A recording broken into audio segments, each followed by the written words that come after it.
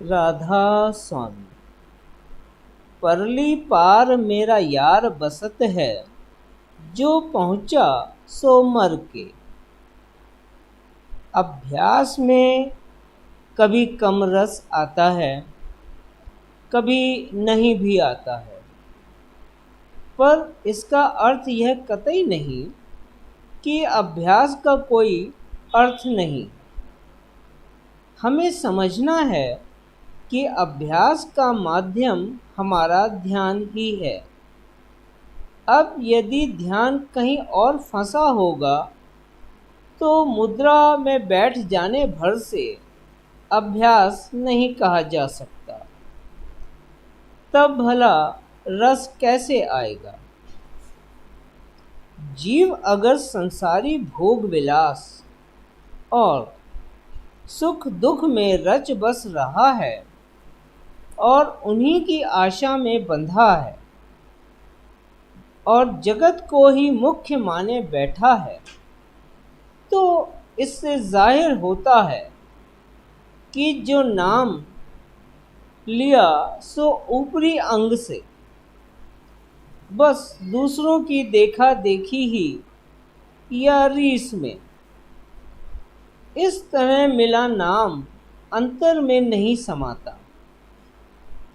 जीव जितना जगत के विषयों से उदासीन होता जाएगा, उसका चित्त उतना ही मन माया से न्यारा होता जाएगा और नाम व शब्द धुन धार में समाता जाएगा। कलयुग में मात्र दो ही इंद्री की संभाल से उद्धार का मार्ग मिल सकता है। एक तो बोलने वाली जबान और दूसरी काम इंद्री। इसमें भी जबान की संभाल मुख्य है। काम इंद्री जबान के माध्यम से ही सामर्थ्य पाती है। असली कारज तो अंतर की श्रवण और दृष्टि इंद्री या अतीन्द्री से ही होगा, पर बाह्य रूप से जबान की संभाल से बहुत सी व्यवहारिक संभाल हो जाती है। गोश्त और शराब की मनाही इसलिए है क्योंकि इनमें तामसी अंग होता है। ऐसे ही कुछ ऐसे पदार्थ जिनमें तामसी अंग हो, उनसे भी अभ्यासरत और अभ्यासी व्यक्ति को परहेज करना उचित है। पर जो अभ्यस्त है उसके लिए कोई बंधन नहीं है। उनके लिए तो भोजन और पानी के समान ही है।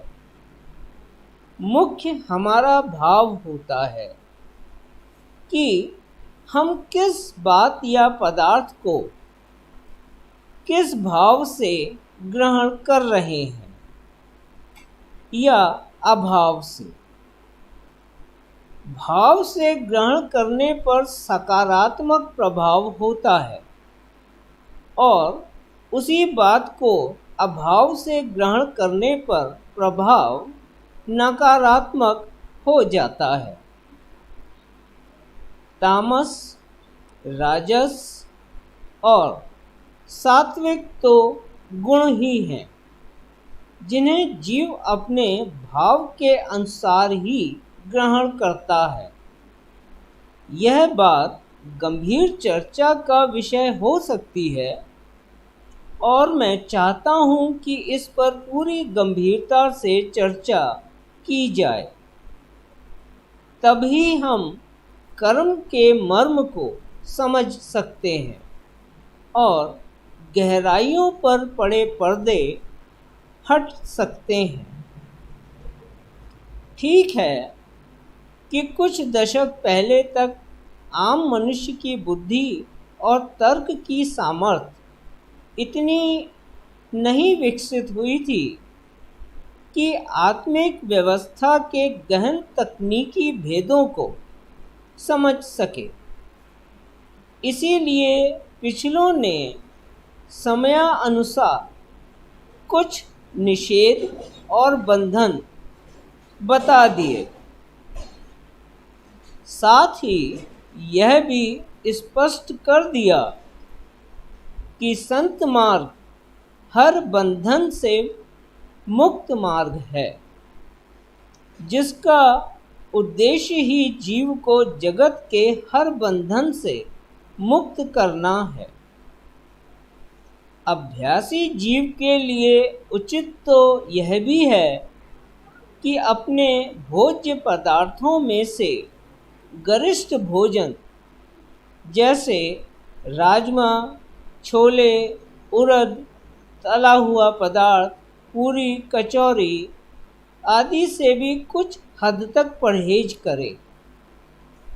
गरिष्ठ भोजन को पचाने में शरीर की काफ़ी ऊर्जा खर्च होती है, जो कि अभ्यास में बाधक है। परम पुरुष पूर्ण धनी हुजूर स्वामी जी महाराज ने फरमाया है कि अभ्यासी जीव को अपने सामान्य भोजन में भी धीरे धीरे कमी कर देनी चाहिए। अभ्यासी जीव जो कि अभ्यस्त हो चुका है और रोजाना कई कई बार उस घाट पर पहुंचता है जहां पहुंचकर सामान्य अवस्था में जीव की मृत्यु हो जाती है, ऐसे अभ्यस्त पर किसी भी पदार्थ या तत्व का कोई भी गुण अपना प्रभाव नहीं डाल पाता। जैसे किसी बकरे को दिन भर खूब खिलाओ पिलाओ और शाम को 5 मिनट के लिए शेर के सामने बांध दो, तो दिन भर का सब खाया पिया बराबर हो जाएगा। यही हाल उनका है जो रोजाना अंतर अभ्यास में मृत्यु के घाट तक पहुंचते हैं। हज़रत मसीह के क्रॉस या सलीब पर भी यही अर्थ है। हज़रत मोहम्मद ने भी यही फरमाया है। मुतु कल्ब अज मुतु, मतलब यही कि अंतर अभ्यास के जरिए से जीते जी मौत के घाट के परे निकल जाना। सो परली पार मेरा यार बसत है, जो पहुंचा सो मर के। राधा स्वर।